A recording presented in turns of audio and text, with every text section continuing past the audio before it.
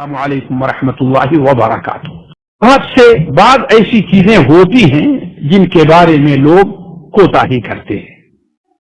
بہت سے لوگ جو جانتے ہیں اس بارے میں افراط اور تفریط سے کام لیتے ہیں۔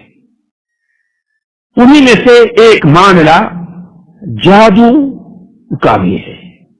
جادو اپنی جگہ ایک حقیقت ہے اور اس کا اثر کسی پر بھی ہو سکتا ہے۔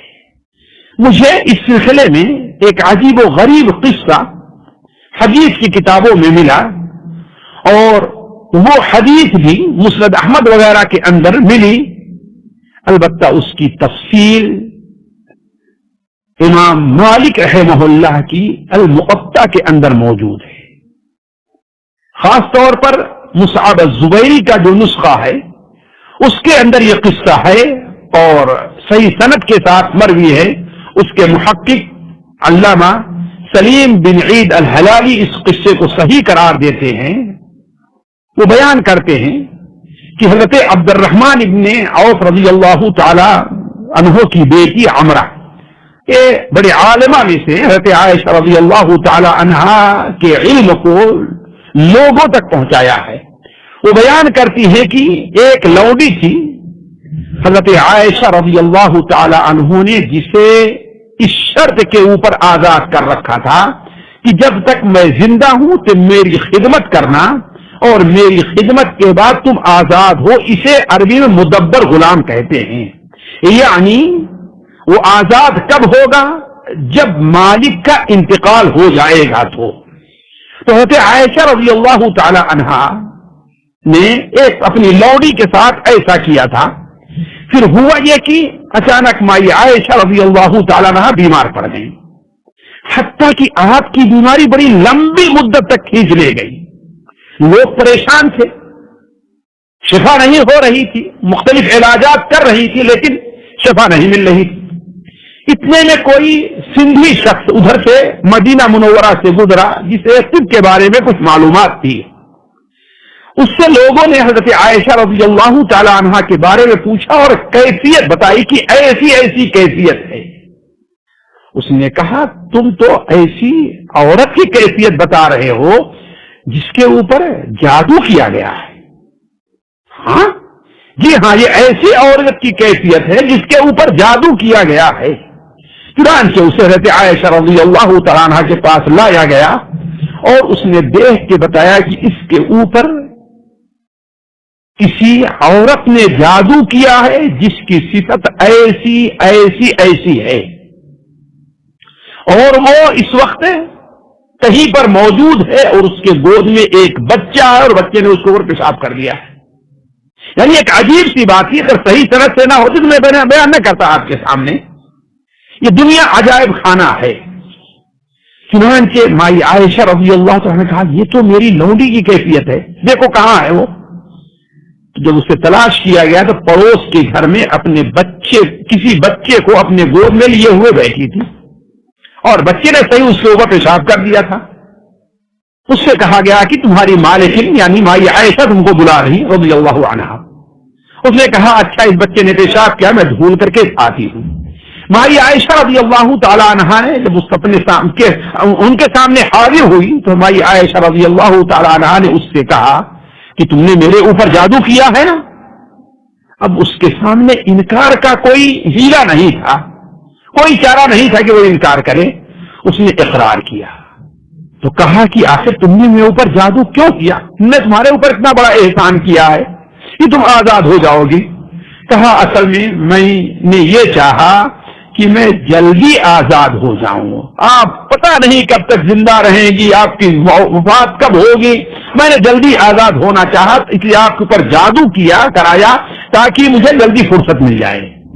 مائی عائشہ رضی اللہ عنہا کہ اچھا یہ بات ہے۔ تو مائی عائشہ نے اپنے بھتیجے سے کہا کہ اسے لے جاؤ، اور کہا کہ اللہ کی قسم تو آزاد نہیں ہوگی۔ چنانچہ کہا کہ اسے لے جاؤ، اور جو لوگ عرب کے اپنے خادموں اپنے غلاموں کے ساتھ برا سا برا برتاؤ کرتے اسے اس کے ہاتھ بیچ دو، اور اس کا جو پیسہ ملے اس پیسے کا کوئی غلام خریدو، میں اسے آزاد کر دیتی ہوں۔ چنانچہ اس کے ساتھ یہ معاملہ ہوا، لیکن مائی عائشہ رضی اللہ تعالی عنہا کی صحت ابھی بھی درست نہیں ہوئی۔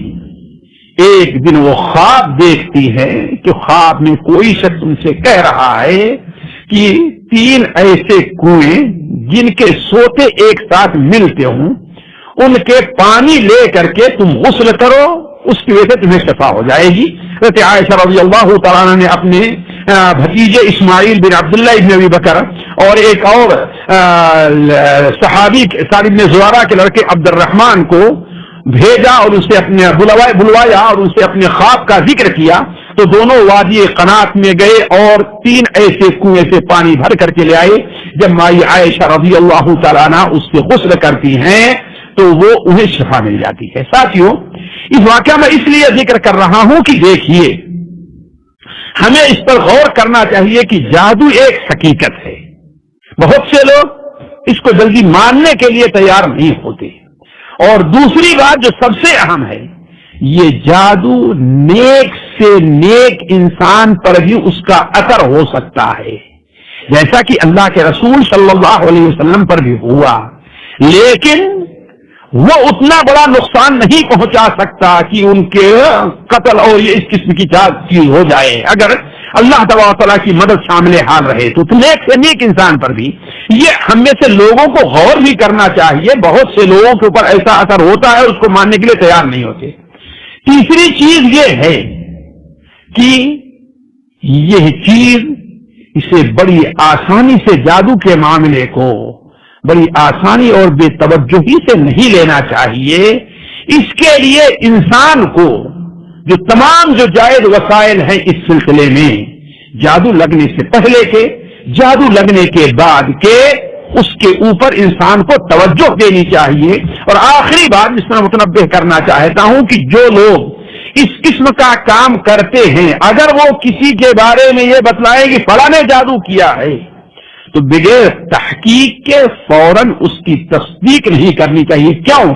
اس لیے کہ یہ بات عموماً شیطان بتلاتا ہے، اور بسا اوقات شیطان جھوٹ اس لیے بولتا ہے کہ دونوں کے درمیان رشتے دار ہیں، ان کے درمیان اختلاف اور لڑائی پیدا کر کے، تو بغیر تحقیق کے اسی لیے بہت سے لوگ جو صحیح منہج پر دم وغیرہ کرتے ہیں، وہ جلدی کسی کو یہ نام نہیں بتلاتے ہیں کہ کس نے ہمارے اوپر جادو کیا ہے۔